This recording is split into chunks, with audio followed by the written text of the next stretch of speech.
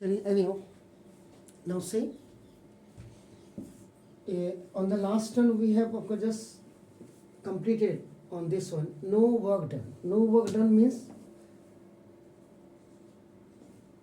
zero work done. The meaning of this no work done is zero work done. आपका नाम देखो, इसका मतलब ये होता है, तो no work is done by the force, और छोटा आएगा, no work done, no work done by the force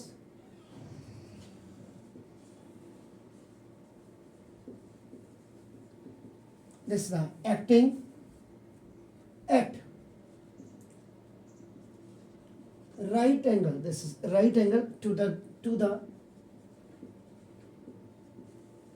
displacement of a body. इसका मतलब इसका जो फिगर आप बनाएंगे, आपका ना देखो this on x axis you will make the displacement, or on y axis now this is y axis है, you will denote it by force.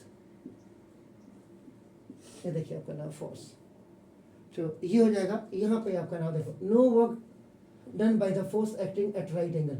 जब right angle होगा इसमें the displace of my body, तो यहाँ पे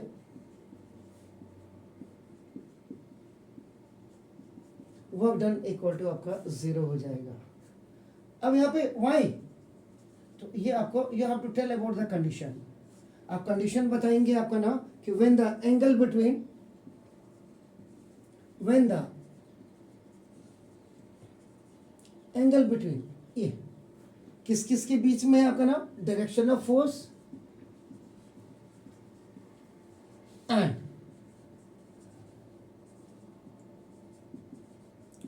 direction of displacement, direction of force और direction of displacement में आपका ना अगर इनके बीच का एंगल आपका 90 डिग्री हो जाता है, it means theta is equal to आपका 90 डिग्री हो जाएगा.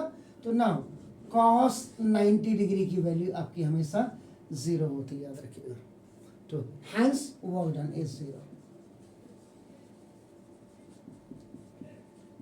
अगर बाय द वे समटाइम्स आपका ना the people will ask that आपका ये कि ये कैसे हुआ, तो ये आप इसको ऐसे बताएंगे आपका नाम देखो जैसे, बल्कि इसमें W इज इक्वल टू आपका जो एफ एस थीटा होता, तो इसमें तो ना ये हो गया.